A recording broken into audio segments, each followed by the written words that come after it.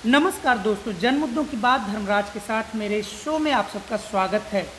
भारत आज ही के दिन 1947 में आज़ाद हुआ था, यह बात हम सभी जानते हैं।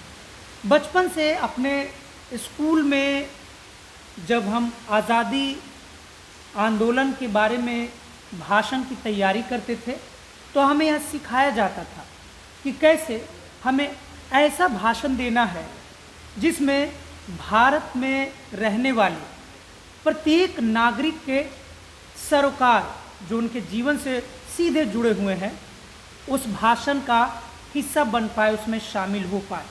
भारत के प्रधानमंत्री हर वर्ष लाल किला से अपना भाषण देते हैं और लाल किले से दी गई भाषण से भारत की जनता उम्मीद लगाती है कि जो भारत के प्रधानमंत्री लाल किले से आज़ादी के दिन जो भाषण दे रहे हैं उसमें भारत के एक एक नागरिक की आवाज़, उनका दर्द, उनके सरोकार जुड़े होंगे।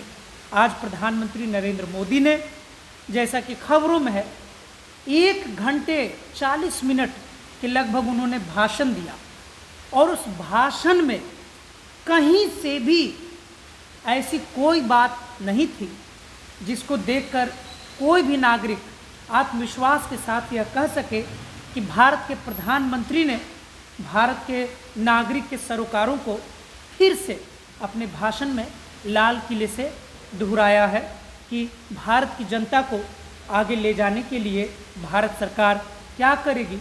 हमारी आज़ादी जो लाखों करोड़ों लोगों के कुर्बानी के बाद जो हमें मिली उसको बचाए रखने के लिए भारत सरकार क्या करेगी।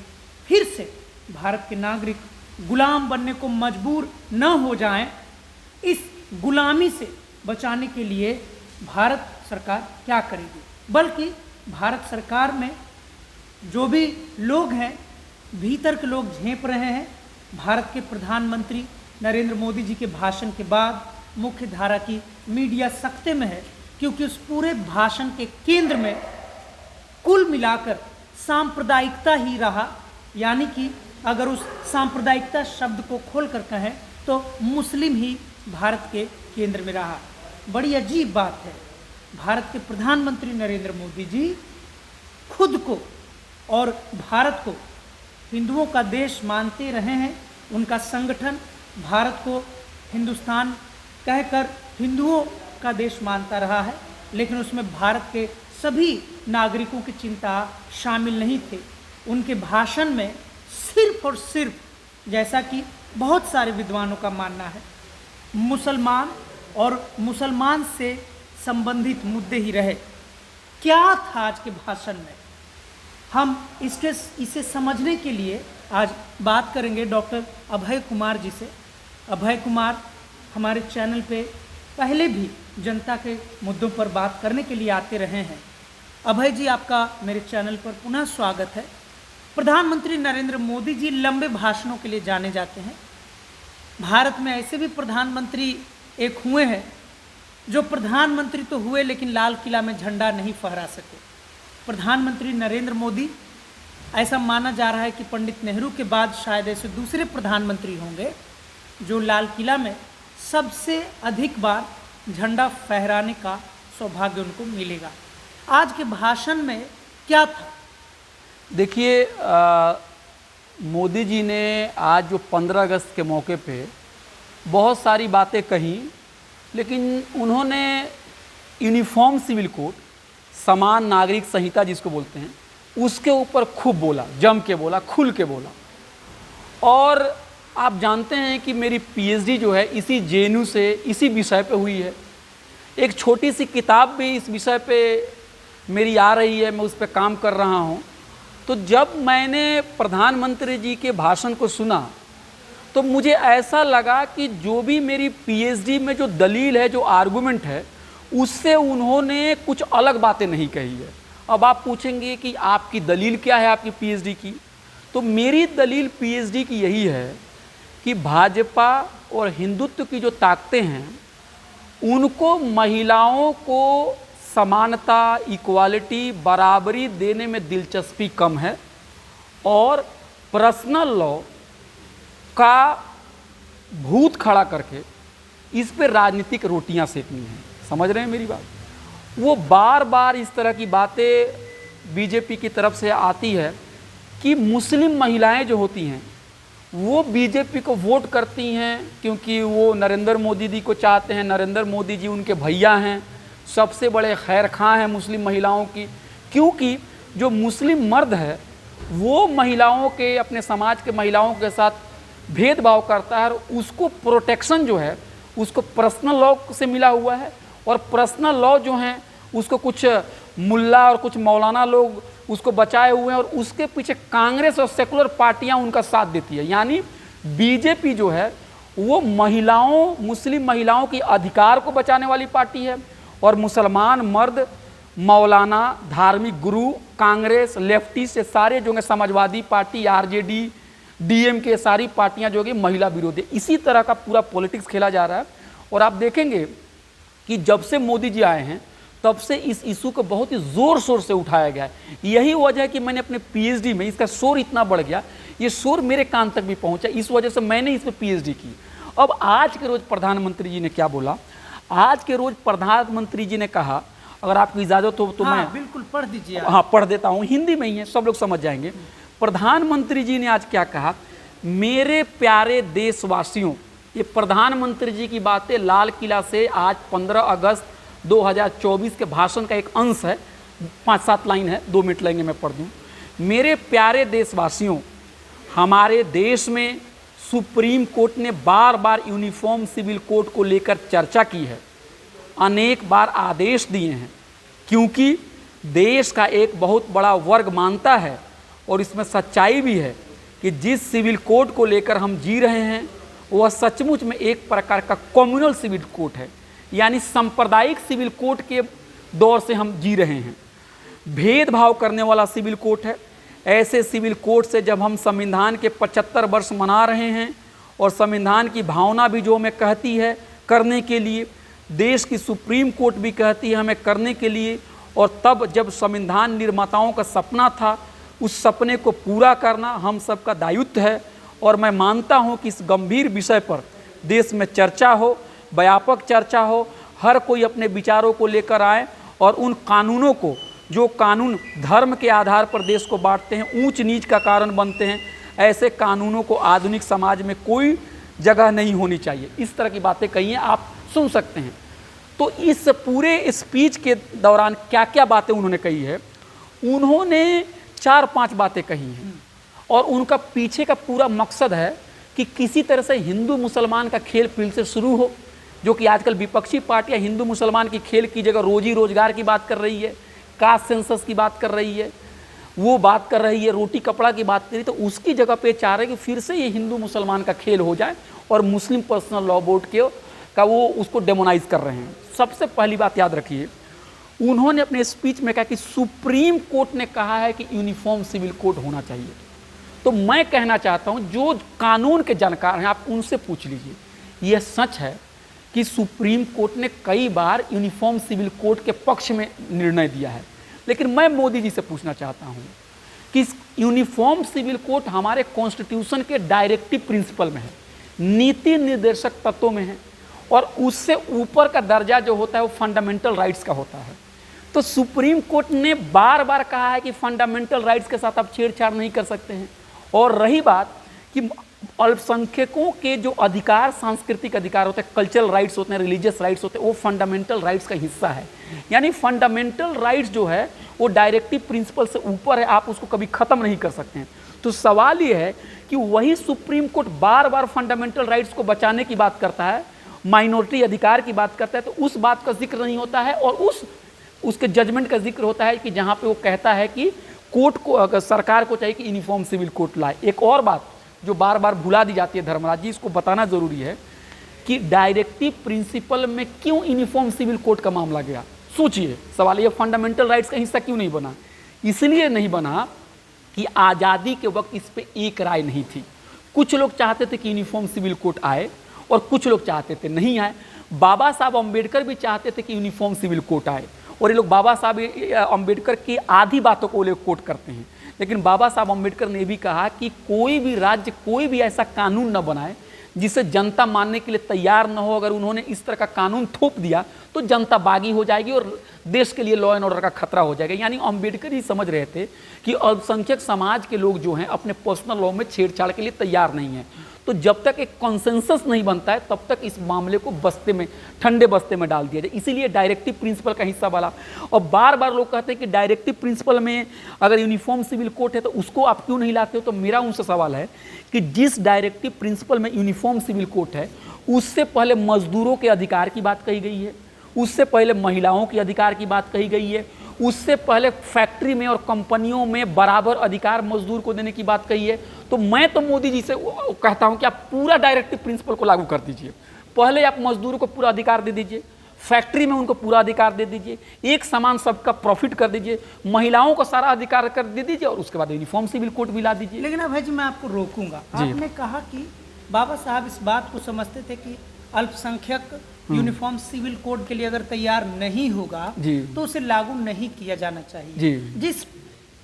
जिस नजरिए से बाबा साहब ने कहा, बहुत सारे जो दक्षिणपंथी विचारक हैं, कार्यकर्ता हैं, नेता हैं, चरम दक्षिणपंथी, उनका दावा है कि यह तो एक मेजोरिटेरियन जो यहाँ पे भारत में है, हिंदुओं को मुसलमानों ने गिरफ्तार करके रखा अपने विचार में। वो मतलब एक प्रकार की ये धमकी है कि हम नहीं मानेंगे, हम विद्रोह करेंगे। तो आप इसको कैसे देखते हैं कि क्या यूनिफॉर्म सिविल कोड में अगर अच्छी बातें हैं तो मुस्लिम उसे क्यों नहीं मानेंगे और हिंदू के बीच में कैसे आप देखेंगे? बहुत सही आपने सवाल पूछा। एक बात और याद रखिए, लोगों के बीच में इस तरह से इंप्रेशन बनाया जाता है कि मुस्लिम पर्सनल लॉ बोर्ड का मतलब ये हुआ कि मुसलमान भारत के संविधान से गाइड नहीं होते बल्कि शरिया से गाइड होते हैं। ये कन्फ्यूजन की बात है। सबसे पहली बात, बार बार यह बातें आ जाती बिल्कुल ये गलत है। मुसलमान जो है भारत में शरिया लाना चाहता है, शरिया लाना चाहता है, और इसको फिर से। सबसे पहली बात, हिंदुओं के भी अपने पर्सनल लॉ हैं, पारसियों के भी अपने पर्सनल लॉ हैं, क्रिश्चियन के अपने पर्सनल लॉ हैं और आपके मुसलमानों के पर्सनल, यानी भारत के तमाम नागरिकों को पर्सनल, सिखों के भी पर्सनल लॉ। हुआ क्या है, सिखों को, जैनों को और बुद्धिस्टों को हिंदू कोड बिल का हिस्सा बना दिया गया है। हालांकि सिखों की तरफ से और बुद्धिस्ट की तरफ से बार बार ये डिमांड आ रहा है कि भाई जब उनका धर्म हिंदू धर्म से अलग है तो उनके लिए आप पर्सनल लॉ क्यों नहीं लाते हैं, उनको पर्सनल लॉ अलग कर दीजिए। लेकिन ये डिबेट मीडिया में नहीं आती है। अब रही आपने बात कि इस तरह का इंप्रेशन बनाया जाता है कि मुस्लिम पर्सनल लॉ बोर्ड जो है ना वो बिल्कुल खुली छूट दिया हुआ है, मुसलमानों को शरिया से गाइड होते हैं। ऐसा ही सबसे पहली बात मेरे दोस्त, भारत में अगर एक व्यक्ति के ऊपर अगर 100 कानून एक दिन के अंदर में अगर मान लीजिए उस पर असर करता है, चाहे हिंदू या मुसलमान हो, तो समझिए कि 99 कानून जो है वो हिंदू और मुसलमानों के लिए एक ही होता है। समझ रहे मेरी बात? सिर्फ शादी यानी मैरिज, डाइवोर्स यानी तलाक, सक्सेशन यानी उनका प्रॉपर्टी का बंटवारा, ये 3-4 चीज़ें ही जो मामले होते हैं उसी में पर्सनल लॉ गाइड होता है। ये इसलिए होता है कि ये सब सारी चीज़ें लोगों की धार्मिक मान्यता से जुड़ी हुई है। आप इसमें छेड़छाड़ करेंगे तो लोग नाराज़ हो जाएंगे। ब्रिटिश हुकूमत भी जब यहाँ पे इंडिया में जब थी और 1857 का जब गदर हुआ, 1857 में लोग विद्रोह किए, तो विक्टोरिया जो महारानी थी उन्होंने भी कहा था कि धार्मिक मामलों में हम छेड़छाड़ नहीं करेंगे क्योंकि ये बहुत ही पर्सनल मामला है। आप बताइए धर्मराज जी, अगर मेरी कल शादी हो तो मैं आग के चारों तरफ फेरे लगाऊंगा, मैं मंदिर में जाऊंगा कि मैं मस्जिद में जाऊंगा कि मैं गुरुद्वारे में जाऊंगा, ये तो मेरा निजी मामला हुआ ना। मैं अपने बच्चे का नाम अब्दुल रखूंगा या राम रखूंगा कि रहीम रखूंगा, ये मेरा निजी मामला हुआ। तो कहने का मतलब व्यक्तियों के जहां तक धार्मिक मामले हैं, शादी ब्याह सक्सेशन यही है, ज़्यादा नहीं है, 3-4 ही चीज़ें हैं। मैं बहुत होशो हवास के साथ कह रहा हूँ, उसी में पर्सनल लॉ लगता है और बाकी मामला पढ़ाई लिखाई रोजगार नौकरी सब में एक ही कानून होता है। अब सवाल ये है कि क्या पर्सनल लॉ इतना बड़ा इशू है? बहुत सारे नारीवादी लोगों का कहना है कि पर्सनल लॉ की आड़ में उस समाज के मर्द महिलाओं का अनादर करते हैं, उनके साथ शोषण करते हैं। ये बात 100% सही है। लेकिन सवाल बीजेपी वाले क्या करते हैं कि बीजेपी वाले कहते हैं कि सिर्फ मुस्लिम पर्सनल लॉ में ही प्रॉब्लम है और वही शोषण। मैं कह रहा हूं कि सब में शोषण हो रहा है। मैं कह रहा हूं कि मुस्लिम पर्सनल लॉ के अंदर में भी शोषण हो रहा है। बहुत लोग कहते हैं कि मैं मुसलमानों की तारीफ कर रहा हूं। मैं जरा सा आपको रोकूंगा, बड़ा सीरियस डिस्कशन चल रहा है, ये तो आपका शादी पर जो आपने कमेंट किया जी, जी। कि सब में शोषण हो रहा बिल्कुल है, बिल्कुल। तो आप क्या दर्शकों को शादी से डरा रहे हैं? नहीं, शादी से मैं डरा नहीं रहा हूँ। मैं कह रहा हूँ कि सोसाइटीज़ के अंदर में जो लॉ जो होता है, जो कानून होता है, वो राजनीति से कभी बिल्कुल परे नहीं होता है। राजनीतिक जो इंटरेस्ट है ना, वो किसी भी कानून के अंदर में घुस जाते हैं। अब कहने का मतलब हिंदू पर्सनल लॉ में भी बहुत सारी चीज़ें महिला विरोधी, मुस्लिम पर्सनल लॉ में भी बहुत सारी चीज़ें हैं महिला विरोधी, ईसाई पर्सनल लॉ में भी है बहुत सारी महिला विरोधी। और मान लीजिए अगर लॉ, बहुत बड़ा आरोप लगा रहे हैं। मैं ओपनली कह रहा हूँ, आपके सामने चैनल पे कर रहा हूँ। और एक और बात सुन लीजिए, बाबा साहब अम्बेडकर ने 25 नवंबर 1949 में जब कॉन्स्टिट्यूशन बन के तैयार हो गया, अपने आखिरी स्पीच में एक बहुत ही बड़ी बात कही थी कि कानून, भारत का संविधान बहुत अच्छा बन गया, लेकिन याद रखना मेरे भारत के लोगों, बेहतर कानून बन जाने के बावजूद भी अगर दलित और पिछड़े समाज के लोग उस कानून को इम्प्लीमेंट करने के लिए सही जगह पर नहीं है तो उनका हक मार लिया जाएगा। और गलत कानून भी हो लेकिन नीयत सही हो, वंचित तबके के लोग अगर हों तो क्या होगा, उनका इंटरेस्ट बच जाएगा। सवाल ये है कि अगर पर्सनल लॉ, चाहे हिंदू पर्सनल लॉ हो, चाहे मुस्लिम पर्सनल लॉ हो, चाहे ईसाई पर्सनल लॉ हो, अगर 2 मिनट के लिए मान भी लिया जाए कि उसमें कोई बुराई नहीं है, लेकिन अगर आप सोशियोलॉजिकली देखेंगे कि इसको इंटरप्रेट मर्द कर रहा है, तो जब मर्द इंटरप्रेट कर रहा है तो वो क्या करेगा, महिलाओं के विरोध में फैसला दे देगा। तो अगर कुछ हमारे मुस्लिम साथी हैं जिनको लगता है कि नहीं, मुस्लिम पर्सनल लॉ में कोई मुस्लिम महिलाओं के खिलाफ कोई कानून नहीं है, अगर 2 मिनट के लिए बात मान भी लें, हालांकि मैं नहीं मानता, अगर 2 मिनट के लिए मैं मान भी लूँ, लेकिन इस बात को उनको भी मानना होगा कि चूंकि वहाँ पे मर्द ही बैठे हुए हैं ज़्यादातर लोग, इसलिए उनके खिलाफ में फैसले हो जाते हैं। एक और बात याद रखिए, 21वां लॉ कमीशन बना था, 21st लॉ कमीशन मैंने नहीं बनाया था, धर्मराज जी नहीं बनाया था, भारत सरकार ने बनाया था। सवाल क्या दिया गया था, सवाल दिया गया था कि ये पता करो कि भारत जैसे मुल्क में यूनिफॉर्म सिविल कोड की ज़रूरत है कि नहीं। उसने क्या किया, लॉ कमीशन ने सबसे राय मांगी, स्टडी किया, विद्वान लोग थे, और उसने कहा कि भारत जैसे प्लूरल जहाँ पे बहुलता है वहाँ पे यूनिफॉर्म सिविल कोड बेस्ट कानून नहीं है, क्योंकि शादी ब्याह मैरिज के मामले में आप कैसे कानून बनाएंगे जो सबको सबको सबको कबूल होगा। एक और बात है, उस कमेटी की जो रिपोर्ट थी, लॉ कमीशन की रिपोर्ट थी, पूछिए ना कहाँ डस्टबिन में है। क्या नरेंद्र मोदी जी, हमारे आदरणीय प्रधानमंत्री जी, उस रिपोर्ट को पढ़ के आए थे आज की स्पीच देने के लिए? मान लीजिए कि बड़े व्यक्ति हैं, उनको टाइम नहीं मिलता है, जो उनके एडवाइज़र है क्या उन्होंने पढ़ा? तो आप देखेंगे कि देश का प्रधानमंत्री जो हम सब का लीडर है, हमारे लिए आदरणीय है, वो वोट की खातिर अपने ही कमीशन के बनाए हुए रिपोर्ट को नहीं पढ़ता है और इस तरह से गैर जिम्मेदाराना तरीके से बयान देता है। मैं बार बार कहता हूं कि पर्सनल लॉ में प्रॉब्लम है, लेकिन महिलाओं की समस्या को महिलाओं की नज़र से देखिए, उसको हिंदू मुसलमान के चश्मे से मत देखिए। आखिरी बात मैं यही कहूँगा कि फ्लेविया एग्नेस जो हैं वो पर्सनल लॉ के ऊपर बहुत बड़ी स्कॉलर हैं। उनका मैंने एक इंटरव्यू अपने यूट्यूब चैनल के लिए किया था पिछले साल, और मैंने उनसे बहुत ही आसान सवाल पूछा था कि देखिए, हम सब सेकुलर लोग हैं, हम सब महिलाओं के अधिकार की भी बात करते हैं, माइनॉरिटी के राइट्स की भी बात करते हैं। कहीं पर अगर माइनॉरिटी राइट्स और महिलाओं की, उस समाज की महिलाओं के अधिकार में कहीं टकराहट हो तो हम लोगों के लिए बहुत ही संकट का समय बन जाता है। हम लोग क्या पोजीशंस लेंगे? उन्होंने कहा कि महिलाओं के साथ खड़ा होना होगा। तो सवाल ये है कि जब मेजॉरिटी कम्युनिटी का हमला होगा तो हम माइनॉरिटीज़ के साथ करते हैं, लेकिन जब माइनॉरिटी कम्युनिटी के मर्द अपने महिलाओं के साथ अन्याय करेंगे तो हम उनके साथ हैं। और लॉ कमीशन ने तमाम पर्सनल लॉ के अंदर में कमियों को दिखाया है, तमाम पर्सनल लॉ की खूबियों को दिखाया है, और उसने कहा है कि एक यूनिफॉर्म सिविल कोड बनाने से बेहतर है कि जो लॉ में जहाँ जहाँ प्रॉब्लम है उसको सेपरेटली डील किया जाए। लेकिन अफसोस की बात है कि ये सारे बातों को भुला के प्रधानमंत्री जी एक बार फिर एक पॉलिटिकल लीडर की तरह से आज उन्होंने स्पीच दिया है, बीजेपी और आरएसएस के कैडर के तौर पे बात कही है, और यही बात बताने की कोशिश की कि देखो, हिंदू जो है वो बहुत ही प्रोग्रेसिव है, हिंदू बहुत ही कॉन्स्टिट्यूशन को मानने वाला है, और मुसलमान बहुत ही दकियानूस है। मुझे लगता है कि महिलाओं का इशू का इस तरह से सांप्रदायिकरण करना और यूनिफॉर्म सिविल कोड को बार बार उसका भूत खड़ा करना, और जो रोजी रोटी कपड़े के जो इशूज़ हैं उसको दरकिनार करना ये देश के प्रधानमंत्री को शोभा नहीं देता है। इसलिए मैं बहुत दुखी हूँ और मैं बहुत ही अफसोस के साथ कह रहा हूँ कि प्रधानमंत्री जी ने एक आरएसएस के कैडर की तरह आज बोला। देश के प्रधानमंत्री एक संविधान के पोस्ट पर बैठा हुआ एक व्यक्ति, एक जिम्मेदार व्यक्ति की तरह उनकी बात आज नहीं हुई। साथियों, आप सुन रहे थे डॉक्टर अभय कुमार, जो इतिहासकार हैं, वरिष्ठ पत्रकार हैं। भारत के आज़ादी के दिन, यानी पहले आज़ादी के दिन, भारत के पहले प्रधानमंत्री पंडित जवाहरलाल नेहरू ने जब ट्रिस्ट विद डेस्टिनी नाम से भाषण दिया था, उसमें जो उन्होंने सरोकार बताए थे, जो उन्होंने भारत की जनता की अभिलाषाओं को व्यक्त किया था, जो उन्होंने भारत की जनता की तरफ से भारत के प्रधानमंत्री के रूप में बातें रखी थी, उसकी गूंज प्रधानमंत्री नरेंद्र मोदी जी के आने के बाद से पूरी तरह से खत्म हो चुकी है। बल्कि यह बहुत अफसोस के साथ मुझे कहना पड़ रहा है कि भारत के प्रधानमंत्री को उनके सलाहकार जो सरकार के नुमाइंदे हैं, उनको कम से कम अपनी जिम्मेदारी याद रहनी चाहिए। वे जाएं और प्रधानमंत्री जी को याद दिलाएं कि मोदी जी, अब आप किसी एक संगठन, किसी एक राजनीतिक पार्टी के नेता मात्र नहीं हैं, बल्कि आप भारत जैसे लोकतांत्रिक देश के प्रधानमंत्री हैं, भारत जैसे बहुलतावादी देश के प्रधानमंत्री हैं।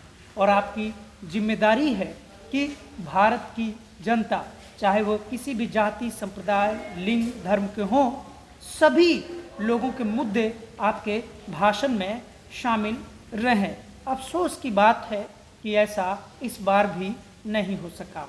अगर आपको मेरा चैनल दैनिक अम्बेडकर अच्छा लगता है तो आप इसे लाइक करें, सब्सक्राइब करें, शेयर करें। अभय जी, आपका बहुत बहुत शुक्रिया। आपका भी धर्मराज जी, बहुत बहुत शुक्रिया।